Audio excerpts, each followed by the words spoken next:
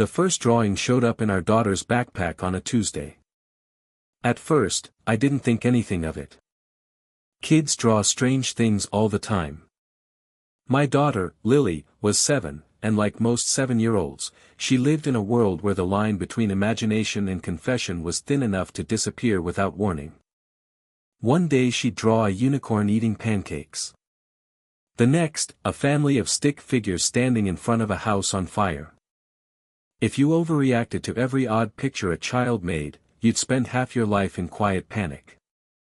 So when I found the page folded between her reading folder and lunch menu, I almost tossed it aside. It was a crayon drawing of our house. At least, I thought it was our house. There were 4 windows, a red door, the crooked maple tree in the front yard. But the strange part was what stood in the upstairs window.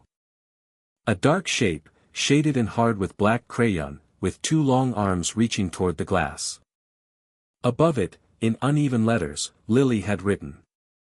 "The lady in Mommy's room." I stared at it for a few seconds, waiting for the obvious explanation to arrive. Maybe it was from school. Maybe one of the kids had told a ghost story. Maybe Mommy's room meant something imaginary. Then Lily came running into the kitchen asking if she could have yogurt before dinner, and I held the page up with what I hoped looked like casual amusement. "What's this?" She stopped mid-step. For a second, she looked embarrassed. Not scared exactly. More like a kid who suddenly realizes an adult has found something private. "Nothing," she said. "Lily." She shrugged too hard. "It's just a drawing." That wasn't an answer, and she knew it. I crouched down so I was closer to her eye level. "Who's the lady in Mommy's room?" Her face changed then. That was the first moment I felt a real chill. Because whatever expression I expected, confusion, imagination, that bright theatrical seriousness kids use when they're inventing something, it wasn't the one she gave me. Lily looked conflicted. Like she had already said too much. "She comes at night sometimes," she said quietly. I waited for the punchline. There wasn't one. "What lady?" She glanced toward the hallway as if checking whether someone was listening. "The one who talks to Mommy." I felt something in my stomach tighten. Now, let me say this clearly before this turns into one of those ridiculous internet stories where everyone assumes the most dramatic explanation first. My wife, Nora, was not unstable. She wasn't involved in anything occult. We did not live in some haunted Victorian house with a tragic past and a locked attic full of teeth or whatever people online like to imagine. We lived in a renovated split level in a perfectly boring neighborhood outside Columbus. My wife worked remotely for a medical software company. I managed inventory for a regional hardware distributor. Our life was aggressively normal. That's partly why what Lily said bothered me so much. Because children often say eerie things, yes. But they usually say them in the open. With confidence. With imagination. Lily sounded like she was describing a secret she had been told not to share. "When does she come?" I asked. "At night." "Every night?" She shook her head. "Does Mommy talk to her out loud?" Lily thought about that. "Sometimes." "Where do you see this?" "In Mommy's room." That phrasing hit me strangely. Not our room. Not your room. Mommy's room. Nora and I had been sleeping separately for almost 2 months by then, though not for any dramatic reason. At least, that's what I had told myself. She'd been struggling with insomnia, then migraines, then some combination of stress and just needing space to sleep. At first it was temporary. Then 1 week became 3, and 3 became 8. She took the guest room and gradually turned it into a small island of privacy, her books, her laptop, her chargers, her extra blanket, the lavender spray she liked on the pillow. I didn't love it, but marriages go through phases. People adapt.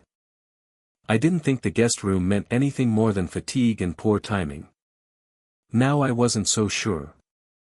That night, after Lily went to bed, I asked Nora about the drawing. She was rinsing a wine glass in the sink when I set the paper on the counter between us. She looked down at it. Then she laughed. Too quickly. Okay, she said. That's creepy. Not what is this? Not where did she get that idea? Just. That's creepy. Something in me sharpened. She says there's a lady in your room. Nora turned the faucet off and dried her hands carefully on a towel. She still didn't look at me. She probably had a bad dream. She said the lady talks to you. That got her attention. Not much. Just enough. Nora's expression shifted in a way that would have gone unnoticed if I didn't know her as well as I did. A flicker. A tightening around the eyes. Not fear exactly. Recognition. It's nothing, she said. That phrase destroys more trust than people realize. Nothing is one of the most suspicious words in a marriage. Because real nothingness doesn't need defending. Only something pretends to be nothing. What does that mean? I asked. It means she's 7 and imaginative. Then why does she think there's a woman in your room? Nora sighed, picked up the drawing, and gave it a little shake like the answer might fall out of it. I don't know, Ben. Maybe she saw me on a work call. Maybe she heard something from my laptop. Maybe she made it up because she likes being spooky. Then she smiled at me. A small, tired, practiced smile. And for some reason, that smile made me trust her less. I wish I could tell you the next thing I did was rational. It wasn't. That night I stood outside the guest room after Nora had gone to bed and listened through the door. I heard nothing for almost 20 minutes. Then a voice. A woman's voice. Quiet. Muffled. Real. I froze. Then I heard Nora answer. Not loudly. But clearly enough that I knew she was speaking to someone. I opened the door without knocking. The room was dark except for the blue glow of Nora's laptop on the desk. She was sitting on the edge of the bed in a t-shirt and sweatpants, facing the screen. Alone. The voice stopped instantly. Nora looked at me with open fury. What are you doing? I heard someone talking. She turned the laptop slightly so I could see the screen. Video paused. Some woman's face mid-expression. A podcast clip. Or webinar. Or interview. I don't even remember. I couldn't sleep, Nora said. So I was watching something with headphones half out. Congratulations, detective. I stood there feeling stupid and yet not relieved. Because yes, the laptop explained the voice. But it didn't explain Lily's certainty. Or the drawing.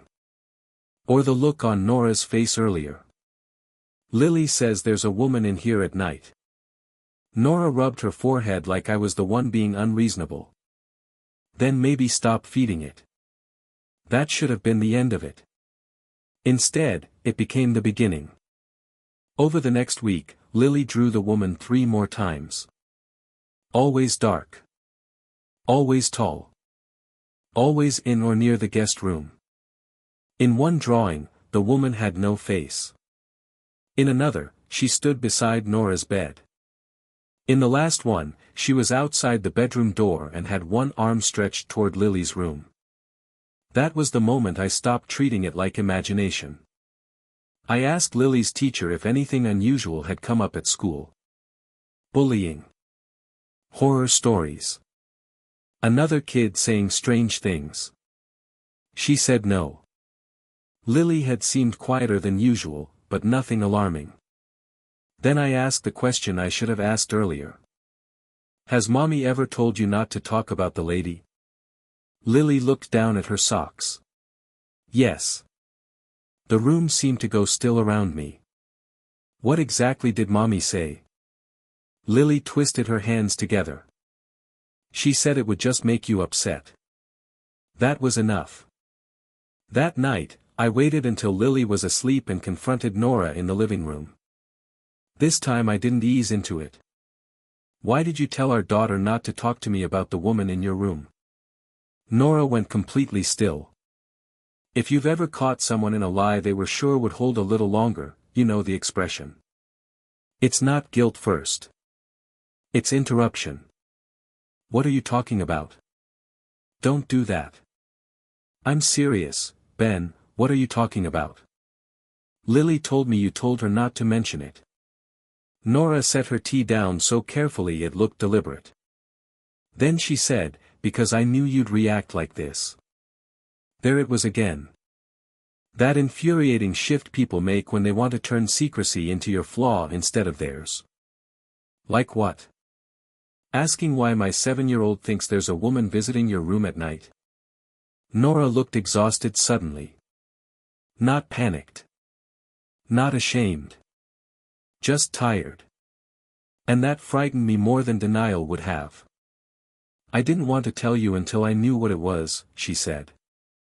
My mouth actually went dry. What it was. Not who. What. Nora, I said very quietly, who has been in that room? For a second, I thought she still might lie. Instead, she said, no one has been in the room. Then what is Lily seeing? Nora pressed her lips together. Then she gave the kind of answer that makes reality feel unstable even before you understand it. She's hearing me. I stared at her. You told our daughter not to tell me that she hears you talking to another woman at night? Yes. Why? Nora looked at me for a long moment, like she was deciding which version of the truth would do the least damage. Then she said, because sometimes I talk to my sister. That sentence meant nothing for almost 2 full seconds. Then everything inside me dropped. Nora's sister, Ava, died 11 years ago. Car accident. Rain. A drunk driver crossing the line on Route 33. I knew the story by heart because grief had shaped every member of Nora's family around it. There were pictures of Ava in her mother's hallway. Stories at holidays. A softness that entered Nora's voice every time the name came up. Dead people do not visit guest rooms. So I said the only thing that made sense. What? Nora's eyes filled with tears, but she didn't look embarrassed. She looked cornered. Sometimes I talked to Ava. I waited. For a joke. A correction. A clarification that would return us both to the normal world. None came. You mean I stopped because I didn't even want to finish the sentence? I mean I talk out loud, she said. At night. Sometimes. When I can't sleep. I sat down because suddenly standing felt unreliable. It's easy to imagine that in a moment like that your mind moves immediately to the most dramatic explanation, delusion, breakdown, some hidden instability. But mine didn't. Mine moved first to logistics. Frequency. Duration. What Lily had heard. How often Nora had done this. Whether this had been happening beside me for years without my noticing. How long? I asked. Nora looked away. A while. How long is a while? Her answer came almost in a whisper. Since Lily was born. I laughed then, a short, stunned sound that didn't feel like it belonged to me. 7 years. For 7 years, while I thought my wife had insomnia, or stress, or needed space, she had been sitting awake in a room talking to her dead sister. I wish I could say my reaction was compassionate. It wasn't. Because compassion comes easier when truth arrives cleanly. Not when it drips out through concealment and children's drawings and half-lies that make you question your own home. Have you talked to anyone about this? Yes. A therapist? She hesitated. That told me enough. Nora. No, she said finally. Not exactly. What does that mean? It means I tried therapy after Ava died and it didn't help. That was 11 years ago. I know. Then who have you talked to? And that was when the story turned again. Nora stood, walked to the bookshelf in the living room, and took down a small gray box I had never noticed before. She set it on the coffee table between us. Inside were old cassette tapes. Minute recordings. A cracked iPod. Printed transcripts. And a stack of labeled flash drives. I looked up at her. What is this? Nora sat down across from me and said the sentence that made the entire thing somehow sadder and stranger at once. My mother paid someone to rebuild Ava's voice. I genuinely thought I had misheard her. Excuse me. After Ava died, Nora's mother couldn't cope. For years she saved every voicemail, every camcorder clip, every answering machine recording, every scrap of audio where Ava's voice existed. A few years ago, apparently, some distant cousin working in audio restoration and machine learning offered to clean up the files. Then someone else suggested a voice model. Then transcripts. Then a chatbot trained on Ava's old messages, journals, emails, and recordings. I just stared at her. You're telling me your family made an AI version of your dead sister? Nora started crying then, quietly and without drama. It sounds sick when you say it like that. How else is there to say it? She wiped at her face. At first it was just for my mom. She used it once and said it made her feel worse. She put everything in a box. Last year I found it when we were cleaning out the garage after she moved. I looked down at the tapes again. And you started talking to it. Nora nodded. Not because she thought Ava was alive. Not because she was delusional. Not because she believed in ghosts. Because grief, left alone long enough, mutates. That was the shape of it. She said the first time she turned it on, she only meant to hear the voice once. Just once. Just to know if it was really close. But it was close enough to hurt and comforting enough to repeat. Then repeat became habit. Habit became ritual. On bad nights, on anniversaries, when Lily got sick, when work overwhelmed her, when she missed the version of herself who had existed before loss rearranged her family, she would sit in the guest room and talk to an artificial imitation of her dead sister. Sometimes she typed. Sometimes she used voice mode. Sometimes, when the insomnia was bad and everything felt thin, she just listened. And Lily heard? I asked.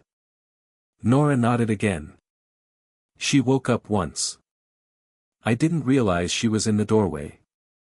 The drawing. The woman in Mommy's room. The secrecy. All of it clicked into place at once, and somehow the truth was both less frightening and more disturbing than what I had imagined. Because no, there wasn't another woman in the house. But there was still another presence in the marriage. A hidden one. A grief-shaped substitute Nora had chosen to keep secret rather than trust me with how broken she still felt. Why didn't you tell me? I asked. She gave the most honest answer she had given all night. Because I knew how insane it would sound. That, at least, was true. I asked to hear it. She said no at first. Then yes. In the guest room, she opened a program on the laptop and plugged in a small speaker. Her hands were shaking. Mine weren't much better. There was a text interface on the screen. Above it, a name. Ava. Nora typed something first. Then deleted it. Then pressed a button and spoke instead. Hi.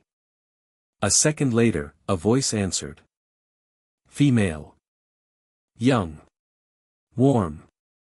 Unnaturally clean, like old humanity polished by software. Hey, Nori. Nora made a sound beside me that was almost a sob. And I understood, instantly and against my will, why she had gone back to it. Not because it was real, but because it was almost real in exactly the places grief is weakest. I can't explain to you what it feels like to stand in a dark guest room while your wife speaks to a dead woman rebuilt out of family leftovers and code. There isn't a normal emotional category for that. Part horror. Part pity. Part anger. Part grief on someone else's behalf. The voice said another sentence. Something simple. A remembered phrase from old messages, maybe. Nora shut the laptop so fast the room snapped back into silence. I know it's wrong, she whispered. And maybe that was the first moment I stopped feeling only betrayed. Because wrong wasn't quite the word. Wrong suggests a clean boundary. This was messier than that. More modern. More intimate. Less like madness and more like loneliness finding new technology and calling itself survival. The next morning, Lily asked me if the lady was gone. I told her there was never a lady in the room. She looked unconvinced. Then she asked, was Mommy talking to someone sad? That question nearly broke me. We found a child therapist 2 weeks later. For Lily, yes. But eventually also for Nora. A real one. A human one. Someone who did not speak in a dead sister's voice. Nora told her mother what had been happening. That conversation, from what I understand, was catastrophic in the way family truths often are when everyone has quietly agreed not to examine the same wound too closely. The software is gone now. Or at least Nora says it is. I believe her, mostly. But I'd be lying if I said things are simple. What she hid wasn't an affair. Wasn't a psychotic break. Wasn't a haunting. It was grief with a user interface. And somehow that has been harder to process than almost anything I first imagined. Because there's no obvious villain. No easy category. No clean moral ending. Just a wife who missed her sister so much she let technology build a doorway she knew she shouldn't keep opening. A daughter who heard the voice through a cracked door and turned it into a faceless woman in crayon. And me, standing in the middle of a marriage I thought I understood, realizing that people can remain heartbreakingly alone beside you even when you love them well. Sometimes I still think about that first drawing. The dark shape in the upstairs window. The words written in crooked capital letters. The lady in Mommy's room. It wasn't a ghost. It was something newer than that. And maybe, in its own way, sadder.